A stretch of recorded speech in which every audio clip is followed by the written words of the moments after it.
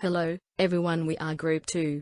Today we will introduce how the rules in competition are set and how to change them. When people talk about changing the game, the first thing people think of is changing the rules. But when you further ask what rules can change, or how to change, it seems that the problem will not be solved. Most of the rules that businessmen encounter are laws and customs that everyone has accepted. Some rules of change in the game are reasonable, especially the rules in the contract are signed by you and the customer and the supplier to determine the future trading method. Any clause can change the balance of rights and determine whether the transaction is beneficial. Through your relationship with customers and suppliers, it also forms and links you to your competitors. In order to make money in the game, you must draw up the rules for the contract. The commonality that can be negotiated is the details. Changing rules is like a trivial matter compared to changes in entrance or added value, but it is most easily overlooked. This chapter is to say that changing a little rule will produce completely different results. To be expressed, the rules related to business, the details determine everything. Next we will analyze the impact of each rule and the game. You must analyze the impact from the standpoints and perspectives of different competitors. The more you understand the impact, the faster you can know if you want to apply this rule, or if you want to change the existing rules. There is no way to generate rules, but you can get inspiration from many ads. One way is to find a valid rule in a scenario and then consider whether to apply the rule to a different scenario. The first signing with the customer. You and the customer are partners who create value together, but not all are cooperative. When you are in the split, the competition is inevitable.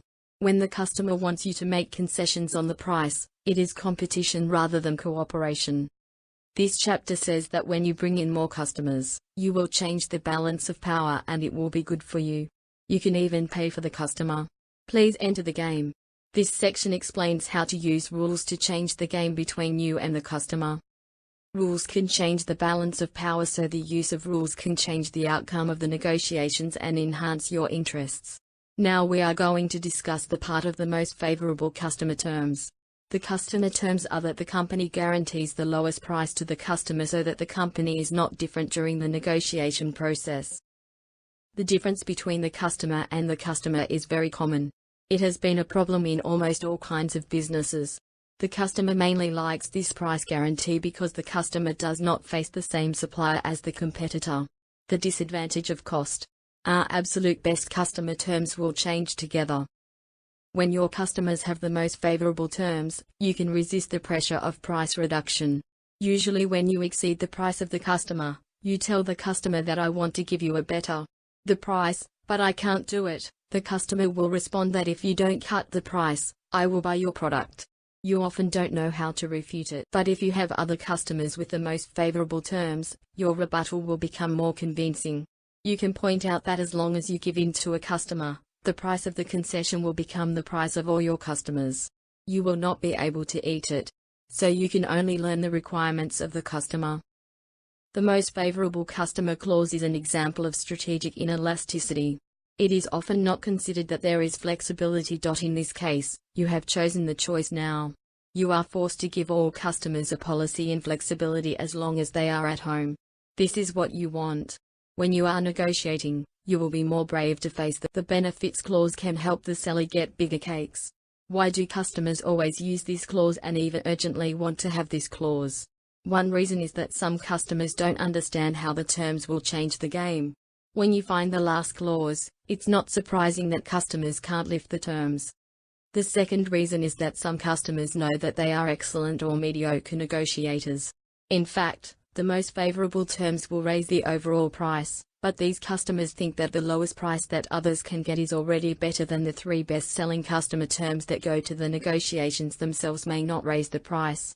Sometimes the customers who are difficult to get married are forced to give the customer generous conditions if the seller has not completed the transaction.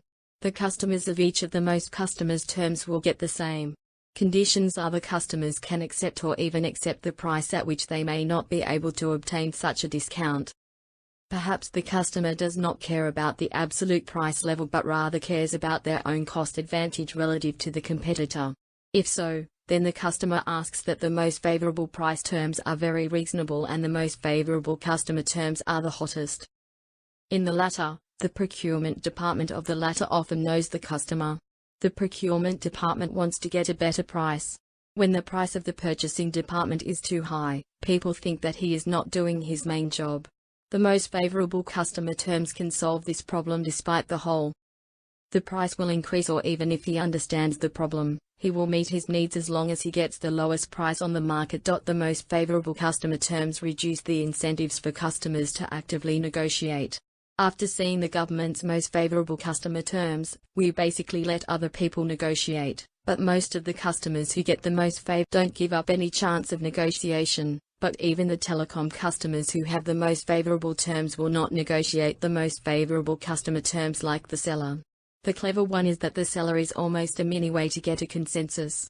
There is a last clause to the customer. Now let's go to the part of contracts with suppliers. You and your suppliers is not all cooperation. When your suppliers try to raise prices, that's competition. Let's look at how rules can be used to change the game with your suppliers. So far we've looked at 2 rules toward customers, a most favored customer clause, MFC, and a meet the competition clause, MCC. Each of these can be turned around. The supplier side analog to an MFC is guaranteeing a supplier that you'll pay him at least as much as you pay any other supplier of the same resource. Call this a most favored supplier clause. An MCC is essentially the same contract with suppliers with as customers. It gives you last look. The only difference is that this time you get a right to buy as opposed to a right to sell. It is a contractual arrangement between company and supplier that requires the supplier to continue supplying the company provided that the company agrees to match the best price anyone else offers the supplier for its resources. Suppliers typically get paid less when they've granted an MCC. In principle, games with suppliers should be exactly parallel to games with customers. But, in practice, the rules in these games are sometimes different. Most favored customer clauses and meet the competition clauses with customers are much more common than their supplier side analogs. Our next rule, the take or pay contract, is really only seen on the supplier side. Now let's go to the take or pay contracts. A take or pay contract is a rule structuring negotiations between companies and their suppliers. With this kind of contract, you either take the product from the supplier or you pay the supplier a penalty. Take or pay contracts are often seen in agreements to purchase commodity inputs, electricity, even cable programming. Suppliers in these businesses face large fixed costs relative to variable costs. For protection, the suppliers seek take or pay contracts, the larger the better. Of course, you recognize the exposure that comes from signing a take or pay contract, and you won't agree to take more than you expect to use. That's why take or pay contracts often end up being for amounts close to predicted demand. By agreeing to a take or pay contract, you clearly help your supplier. In return, the supplier will likely reward you with a lower price. Take or pay contracts can change the game in another way. They can affect the pricing dynamics in your industry by reducing the incentive of a rival to go after your customer base. If a rival goes after one of your customers when you have a take or pay contract with your supplier, the retaliation that he risks becomes a near certainty. There is a disadvantage for the take or pay contract, too.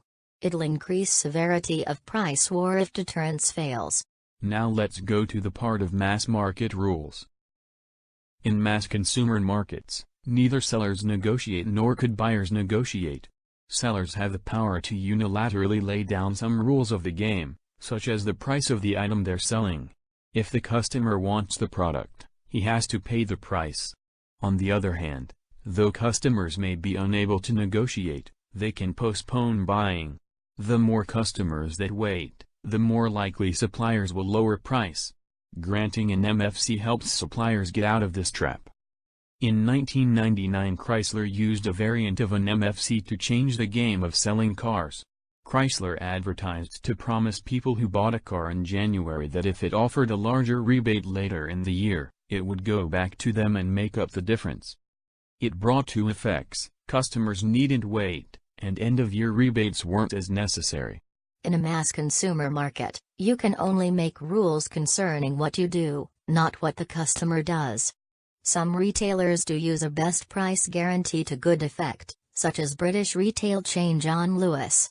But it doesn't work as well when what you sell is more idiosyncratic, such as neon model of Chrysler. What you'd really like to do is to charge a low price to your own customers without threatening your rival's customer bases. GM discovered a card program to change the rules. In 1992, GM teamed up with Household Bank to launch the GM card under the MasterCard umbrella. Cardholders would earn credit equal to 5% of their charge volume, which could be applied to the purchase or lease of any new GM car or truck. The GM card rollout was the most successful ever in the credit card business, so did GM cars selling. The rebate program creates a win-win pricing dynamic between GM and Ford. The key to the effectiveness of the rebate program is that the rebates are targeted.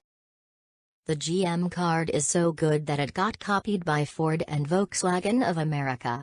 But imitation also helps GM. First, more price stability in the car industry. Second, it gets customers off the sidelines. In addition to changing the pricing dynamics in the car industry, the GM card program has many other benefits. GM's marketing material in households' credit card bill can't be thrown away. GM also gets household to share in the cost of the rebates.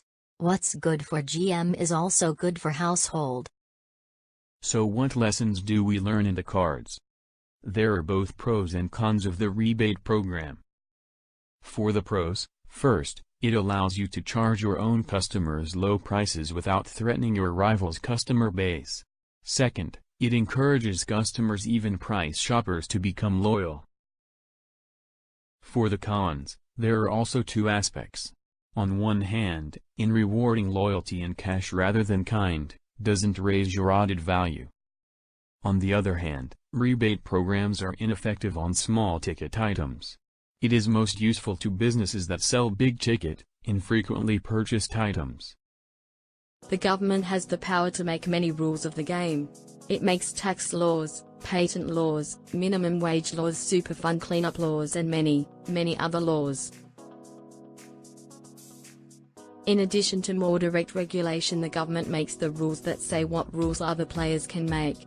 It makes the meta rules of the game. This is one role of antitrust laws, which determine which type of contracts are legal and which are not. But there is one major problem for companies. Laws change, and the interpretations vary over the time, so that it is recommendable to consult a legal consultant to better understand which contracts to use and which to avoid. Thus, said the antitrust law in the US may lack some perspective of how technological companies earn money today. They need to make a huge upfront investment in R&D, which they need to compensate with their selling product price. But this new way of earning money is not considered, since the antitrust law was created when there was a different way in the economy. Today they might be not allowed to charge much higher prices than the variable cost. To still earn money, they need to make rules to secure their survival. And in doing so we may want to change the rules. It is wrong to say that the rules are the rules. You can change the rules on your behalf, but you should consider that the other players can do that as well. So, don't assume that your rules will rule. Also, you shouldn't push the rules too far, since this can result in negative effects for your company. For example, you might increase your prices according to the rules. But this makes it easy for a competitor to undercut your price. Thus, you will make your customers angry when they realize how much they overpay. This might lead them to not follow the rules anymore and abandon you. Another point is that rules are set by the ones who have power. If you lose power or someone else gains power, the game changes again.